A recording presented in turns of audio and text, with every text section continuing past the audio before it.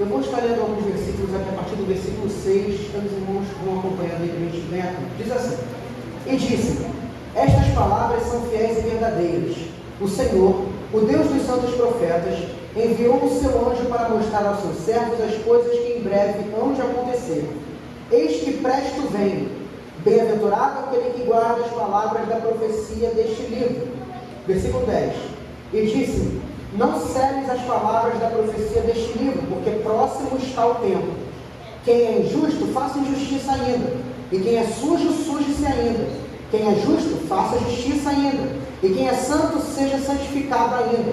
E eis que cedo venho, e o meu galardão está comigo para dar a cada um segundo a sua obra. Eu sou o Alfa e o Ômega, o princípio e o fim, o primeiro e o derradeiro. Bem-aventurados aqueles que lavam as suas vestiduras no sangue do Cordeiro, para que tenham direito à árvore da vida e possam entrar na cidade pelas portas. Ficarão de fora os cães, e os feiticeiros, e os que se prostituem, e os homicidas, e os idólatras, e qualquer que ama e comete a mentira. Eu, Jesus, enviei o meu anjo para vos testificar estas coisas nas igrejas. Eu sou a raiz e a geração de Davi, a resplandecente estrela da manhã. E o Espírito e a esposa dizem: vem. E quem ouve, diga: vem. E quem tem sede, venha. E quem quiser, come de graça da água da vida. Porque eu testifico a todo aquele que ouvir as palavras da profecia deste livro, que se alguém lhes acrescentar alguma coisa, Deus fará vir sobre ele as pragas das que estão escritas neste livro. E se alguém tirar quaisquer palavras do livro desta profecia, Deus tirará a sua parte da árvore da vida e da cidade santa que estão escritas neste livro. Aquele que testifica estas coisas diz: certamente cedo vem. Amém. Ora vem, Senhor Jesus. Obrigado, Senhor, por poder ler a tua palavra. Continua falando conosco, em nome de Jesus.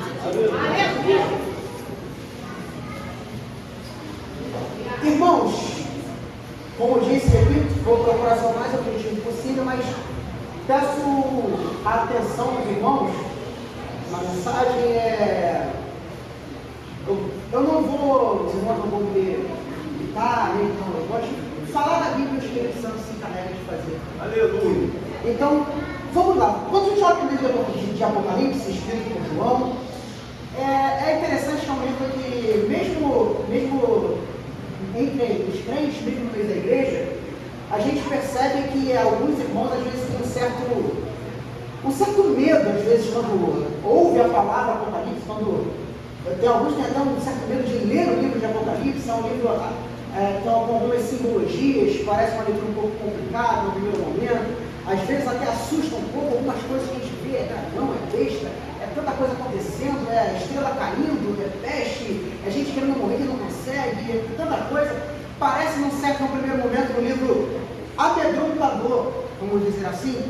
Só que a gente precisa entender algumas coisas, alguns contextos para a gente poder compreender essa mensagem, porque, na verdade, o propósito do livro de Apocalipse, para nós, para a igreja, é justamente o oposto disso. Porque quando a gente vai para o capítulo 1 deste livro, João ele diz o seguinte, ele deixa registrado no versículo 3, o seguinte: bem-aventurado, ou seja, feliz, muito feliz, é aquele que ouve, aquele que lê e aquele que guarda as palavras da profecia deste livro. Então, na verdade, o livro de Apocalipse, para a igreja, para nós, para os crentes, não tem o propósito de nos deixar amedrontados, com medo, não. Pelo contrário, este livro tem o propósito de trazer para a igreja esperança, bem-aventurança, alegria. Por quê? Vamos voltar um pouquinho para a gente poder compreender. Quando João escreve este livro, ele escreve as igrejas e os irmãos conhecem a história, ele está preso na ilha de Patmos, os irmãos sabem disso, ele está preso na ilha de Patmos. Ele diz que no dia do Senhor, o Senhor aparece para ele, estava registrado isso em Apocalipse capítulo 1. Só que nesse período que João está preso, quem imperava, quem governava o Império Romano era um homem chamado Domiciano, um imperador chamado Domiciano. Um dos homens que no período do Império Romano foi quem instaurou uma das mais ferrenhas e cruéis perseguições à igreja. Quem já ouviu falar de um homem no período do Império Romano chamado de Nero, que queimou Roma, colocou a culpa nos crentes e fez uma perseguição terrível, um imperador chamado de Rei Louco, inclusive. Domiciano foi tão terrível, que ele foi chamado de o segundo Nero.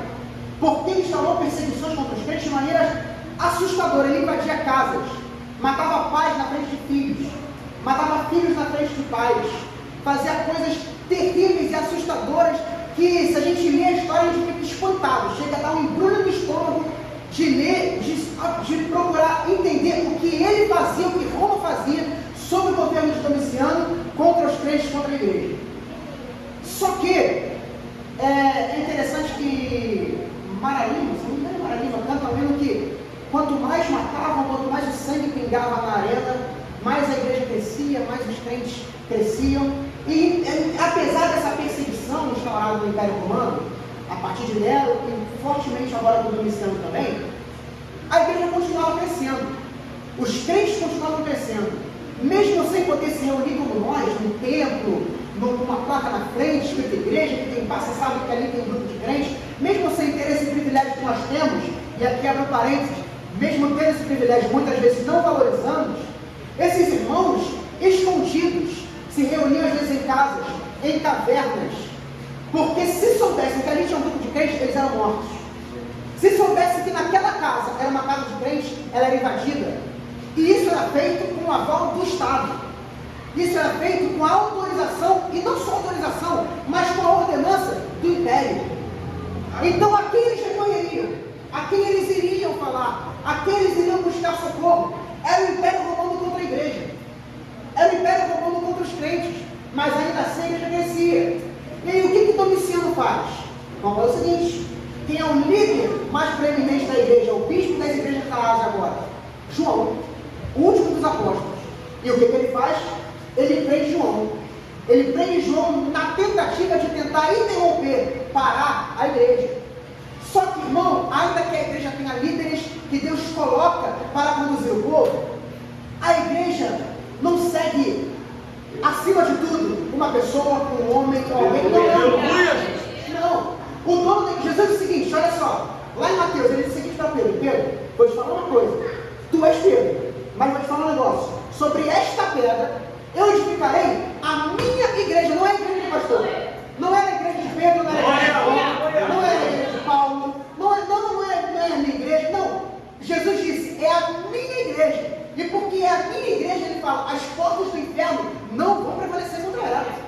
Então podia ter matado Pedro, matou a Paulo, mataram os apóstolos, só sobrou João. Aí prenderam João, agora a igreja vai ter que parar. Só que a igreja não era João. Aleluia! Ele era líder, mas a igreja não era dele, a igreja era dele. Glória a Jesus. E aí, esse Cristo que é o dono da igreja, que não está limitado a ilha, a Patmos, a continente, a nada disso, porque ele diz que a terra é dele, tudo que nela há, ele aparece para João dentro da prisão, dentro do cárcere, no lugar onde ninguém queria ir. Jesus resolve ir. Jesus aparece lá para falar com João, de João, escreve e envia as igrejas. Parece que as igrejas agora ficaram abandonadas, sem liderança, sem ninguém, não. Mas escreve porque o dono da igreja continua cuidando da igreja. Aleluia! O dono da igreja continua salvando pela igreja. O dono da igreja continua orientando a igreja. Por isso, irmão, pode se levantar o que for. E durante todos esses 2000 e poucos anos de história, já se levantaram todo tipo de pessoas, todo tipo de poder. Poderes se levantam e caem. Homens se levantam e caem. A Bíblia diz o seguinte: o homem é como a erva, e a sua glória é como a flor da erva. E aí diz o seguinte: seca essa erva, murcha essa flor, mas a palavra do Senhor permanece para sempre. Homens em pé são como se fosse a flor de uma erva, seca, murcha, mas a igreja está aqui até hoje. Glória a Jesus. Então é nesse contexto de perseguição feroz, de perseguição intensa, de irmãos morrendo, de irmãos sendo colocados como espetáculo para os romanos em arenas e sendo mortos friamente, cruelmente. É nesse contexto que João escreve no livro de Apocalipse e diz: feliz. Parece algo assim que por isso que Paulo diz que a palavra da coisa é loucura para quem lhe perece. Porque nesse contexto de perseguição e morte, João está dizendo, Jesus, melhor dizendo, está dizendo para a igreja através de João o seguinte: feliz, bem-aventurado, bem-sucedido, sucesso vai ter aquele que lê, aquele que ouvir e aquele que guardar as palavras de Deus. Aleluia!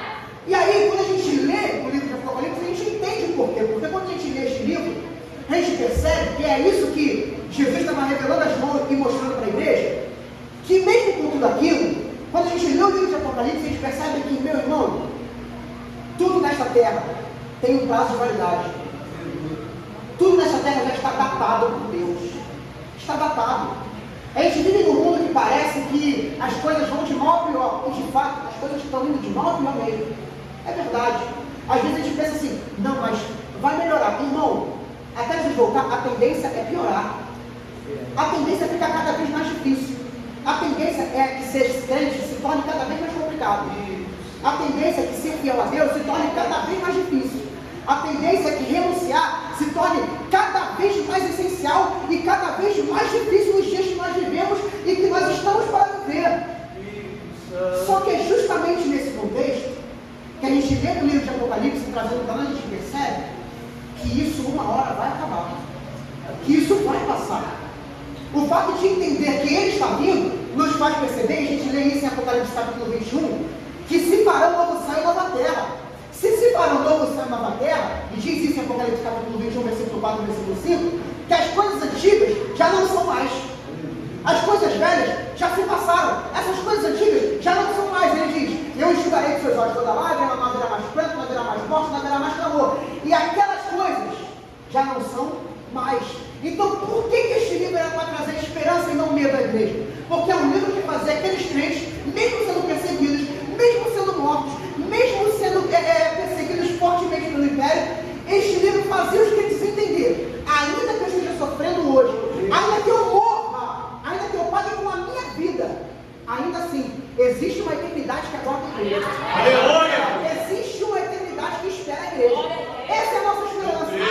Glória a Jesus. Qual que é o nosso problema? O problema é que a gente vive hoje como se tudo se resumisse aqui e agora.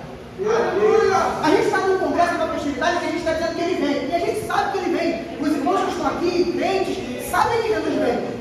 Só que a gente não vive como se Ele fosse vir. É aí que está o problema. Esse que é o ponto. Não é o que a gente fala, não é o que a gente sabe, mas é a maneira como a gente vive em relação àquilo que a gente sabe. Porque eu subir aqui nesse público, pegar o microfone e dizer que Ele vem. E a igreja sabe que Ele vem. E nós precisamos gritar todos os dias que Ele vem e nos lembrar disso. O problema é que a festividade acaba e a gente esquece. O problema é que, se esses dias de festa, a gente fica dizendo, Ele vem. Eu preciso me preparar porque Ele vem. Ele vem. Aí chega segunda-feira, não veio até domingo, então vamos voltar à programação normal. Não, irmão. Paulo escreve aos Romanos, no capítulo 13, no versículo 8, é o seguinte: irmãos, digo isto a vocês, conhecendo o tempo, que já é hora de despertardes do sono, porque a vossa salvação está mais perto de hoje do que quando aceitamos a fé. Só que a gente não tem a dimensão do quão perto está. E parece, a sensação que dá é que está demorando tanto. Está demorando. Só que o texto que a gente leu, isso é muito enfático. E eu estou abreviando bastante. É muito enfático. Olha o que Jesus diz no versículo 7. Presto venho. Eu gosto muito dessa expressão. Porque ele diz, eis que cedo venho. E ele diz de novo mais à frente, eis que cedo venho. Só que eu gosto desse presto. Porque a palavra presto significa apressadamente. Da ideia de algo que está vindo com pressa. Rápido. Eu sou músico desde pequeno. Na música, quando a gente quer dar ideia de um andamento rápido, de uma música que é rápida, coloca os dedos lá em cima assim, presto. Quem olha já sabe que essa música é rápida, é corrida. Quando a gente tem na Bíblia assim, este presto vem, isso é o próprio Jesus falando através do anjo, ele falando com João, é a forma como ele escolheu falar. É como se ele estivesse falando, João, eu estou vindo muito rápido. A minha volta é muito rápida. A minha volta é com pressa. No sentido de que está vindo rápido. Só que a gente fica como se Jesus tivesse, vai demorar ainda bastante. Só que Jesus está dizendo, é rápido. Jesus está dizendo que é rápido. E a gente acha que vai demorar. Jesus está dizendo que é cedo. Só que a gente vive como se fosse tarde. Só que Jesus está dizendo, eu vou vir logo.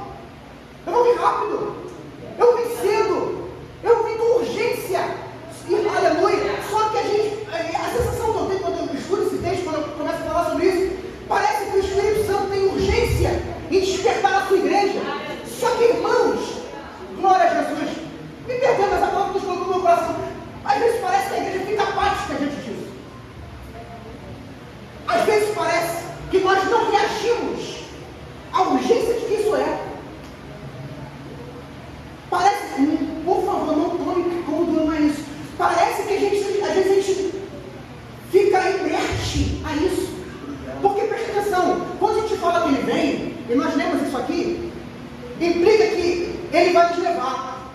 Mas se ele vai levar um povo, também implica que alguém não vai. E no texto que nós lemos também está, onde diz que ele vem, também diz que ficarão alguns de fora. E às vezes a gente acha que só vai ficar de fora quem está fora da igreja. Às vezes a gente acha que só vai ficar de fora quem não vem para o culto. Às vezes a gente acha que só vai ficar de fora quem não levantou a mão para aceitar Jesus. Não só isso, irmão. Também, mas não só isso. Muitos, Jesus disse isso. Jesus disse isso. Quem é daquele que me diz Senhor, Senhor, entrará no reino dos céus. E aí ele diz o seguinte, que vão dizer assim, Senhor, no teu nome profetizamos, no teu nome expulsamos demônios. Quem profetiza o mundo? Quem expulsa o demônio é o crente? Não, irmão. Somos nós. Só que aí a resposta do nome é o seguinte, apartai-vos de mim, malditos, porque eu não conheço vocês. Ele não nega que profetizaram, ele não nega que expulsaram demônios, mas ele diz, eu nunca tive relacionamento com vocês. Vocês foram usados na minha obra, mas eu nunca tive relacionamento com vocês. O céu não é para quem se diz crente, o céu é para quem tem relacionamento com Glória! Porque não adianta dizer que eu quero passar a eternidade com ele se eu não consigo passar um tempo com ele aqui. Eu não consigo ter tempo para ele aqui e digo que quero ficar a eternidade com ele, irmão. Irmão, você conta isso para mim, para o pastor, para o seu líder, mas para Jesus. Para Jesus não. E eu acho que eu não vou citar todos não, mas só o primeiro, ele diz que ficarão de fora os cães, por exemplo. E cão não é o seu cachorrinho, seu condozinho, aquele cachorro que você ama, tão fofinho, lindo, se chama até de filho, bota a roupinha. Não é esse cão que a Bíblia está falando, não. Quando a Bíblia usa essa expressão, principalmente quando um judeu usa essa expressão, cão significa, chamar alguém de cão, era se referir a alguém que tinha se corrompido, alguém impuro. Lembra que era assim que os judeus se referiam aos samaritanos? Porque quando há a descrição do exílio de Samaria, se os irmãos lerem lá o livro dos reis e das crônicas, vão perceber que Samaria se perde na história. Por quê? Porque o que eles fazem? Eles enviam o povo para lá e miscigenam Samaria. Por isso que eles se tornam mal vistos para os judeus. Não é só pela questão religiosa, que eles tinham passado do tempo, mas por causa da questão étnica. Eles eram vistos como impuros. Eles eram vistos, entre aspas, só para que os irmãos entendam a maneira que os judeus pensavam, como se fossem sujos. Paulo, quando escreve aos Filipenses, no capítulo 3, nos primeiros versículos, do versículo 1 até o versículo 4, Paulo diz o seguinte para os irmãos de Filipe: olha, guardai-vos dos cães. E aí ele diz quem são os cães: os maus obreiros, os falsos da circuncisão, aqueles que são do exterior, mas não são do interior, porque Paulo diz, porque a nossa circuncisão não é de carne, mas é de coração. Sabe o que é esse cão aqui? Para os irmãos entenderem, para simplificar. É justamente quem parece crente, mas não é. É aquele que tem aparência de circuncisão, mas não é no coração. São os maus obreiros, os maus crentes, os maus servos. São servos, são crentes na igreja, mas são maus. Esses são os cães. Por que eu estou dizendo isso, irmão? A gente fala que Jesus vem, e às vezes a gente tem uma visão muito romântica da coisa. Ah, Jesus vem, oba, oba, maravilha, mas espera aí. Falar que ele vem, implica primeiro olhar, espera aí, ele está vindo. Mas como é que eu estou?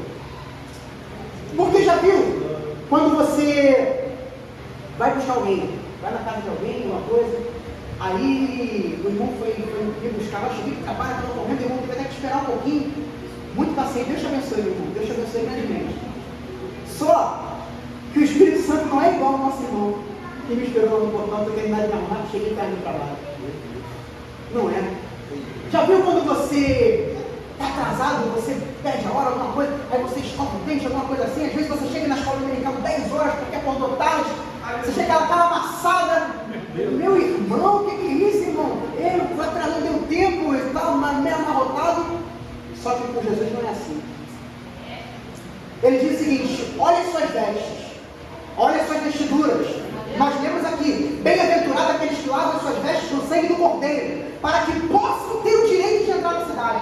Ele diz antes: olha como é que está a tua roupa, vê se está bem passadinho, vê se você está perfumadinho, vê se você está lavado no sangue do Cordeiro, para você ter o direito de entrar na cidade pelas portas. Porque na hora que a trombeta soar e ele vier, não dá para dizer: Senhor, espera só mais um pouquinho. Glória a Deus. Aguarda só mais um pouquinho, eu tenho que me consertar aqui.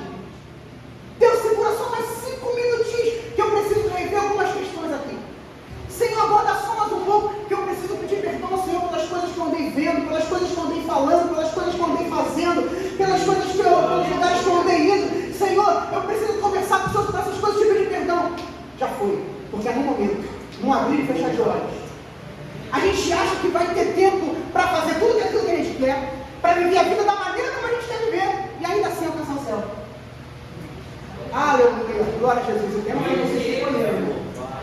A gente acha que eu tenho a minha vida, a minha juventude para aproveitar. Meu irmão, o salmista diz assim: a vida do homem resume-se a 70 anos de passar de ser canseiro ou infarto.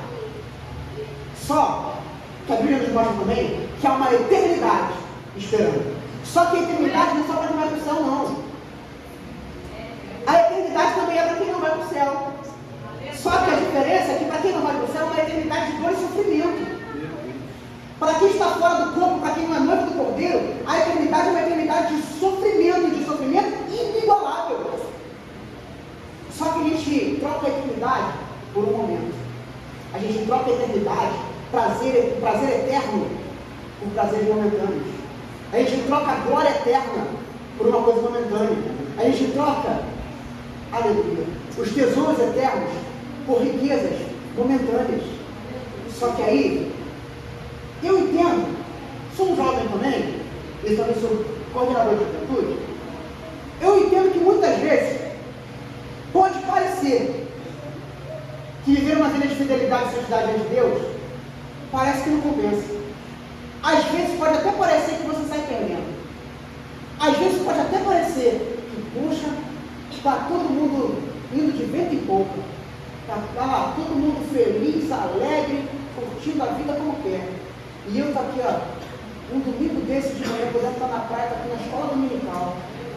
Uma sexta-feira à noite dessa, quando eu estar no cinema, eu estou aqui na festividade de juventude.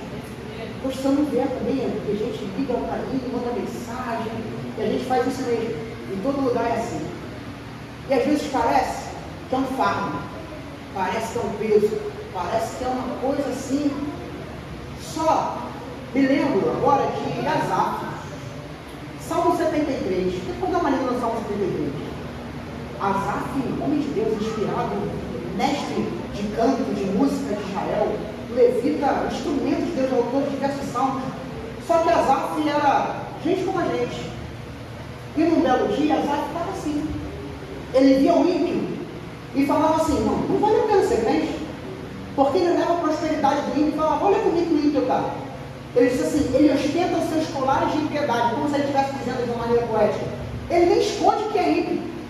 Ele ostenta a sua maldade, ostenta a sua impiedade, ostenta o seu pecado, faz o que quer, e está lá alegre, está feliz. E eu estou aqui, Asaf, falando: tenho privações, tenho lutas, tenho dificuldades, tenho que renunciar às vontades todo dia. O ímpio faz as vontades dele e está feliz, e eu tenho que ir contra as minhas vontades todo dia. E estou aqui nessa situação, e Asaf está indo com o tempo. Salmo 73, Asaf está caminhando com o tempo.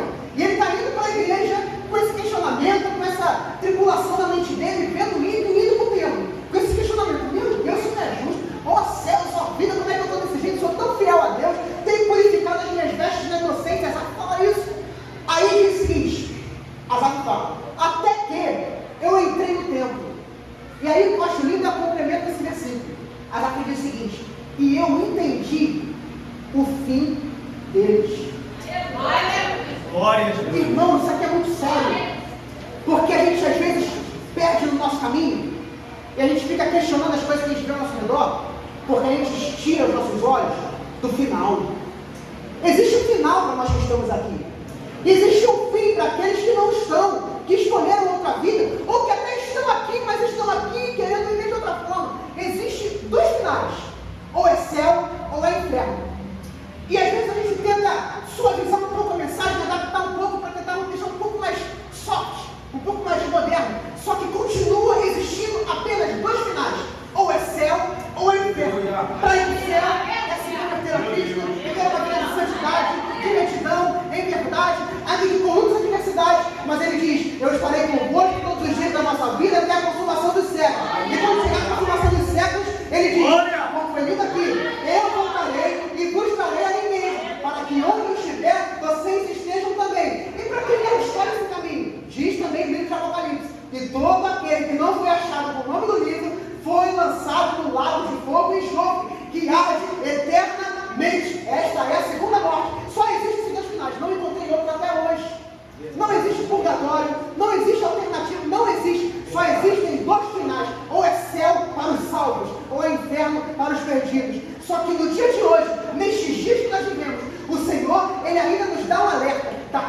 rever os seus caminhos. Aleluia! Está tempo de rever os seus passos. Porque o final deste livro, e aqui eu fecho a Bíblia para a gente encerrar, é muito forte. Parece uma declaração muito simples de João.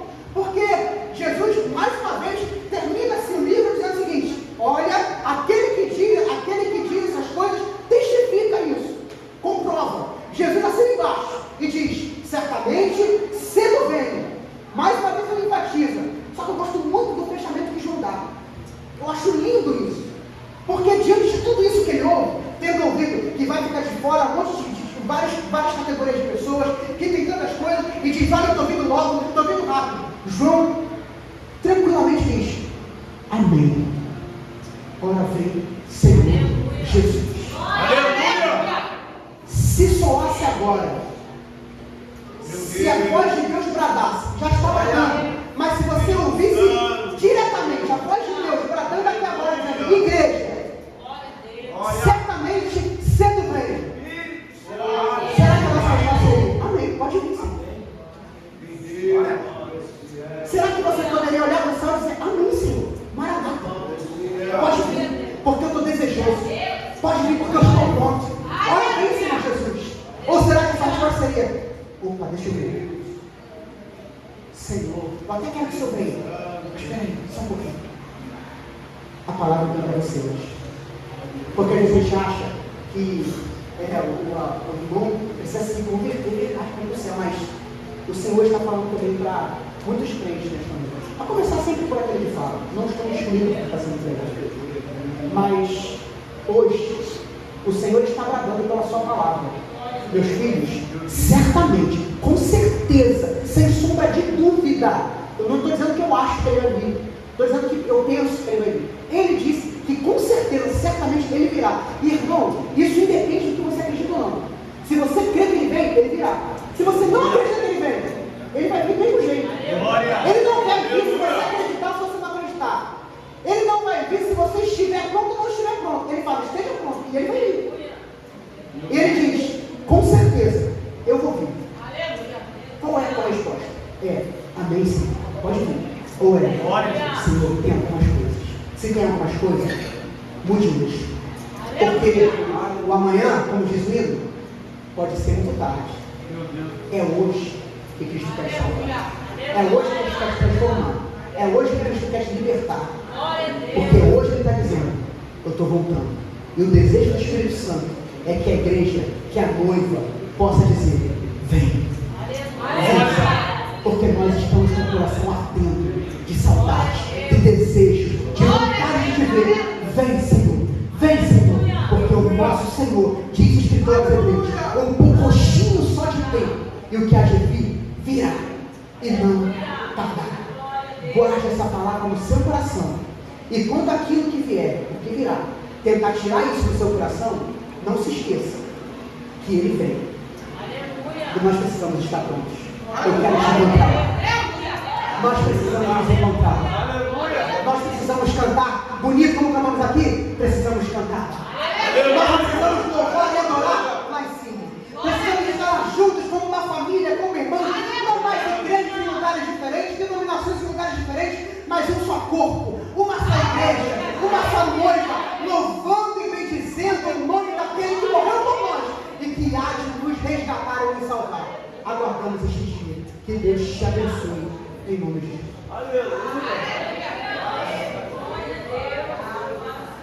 Glória a Jesus, que Deus abençoe a vida do Daniel, palavra abençoada para as nossas vidas. Irmãos, aqui nós temos uma pequena lembrança do nosso amigo.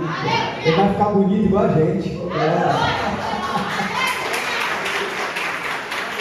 Deus abençoe a sua vida. Em nome de Jesus. Obrigado. Deus abençoe. Irmãos, falar sobre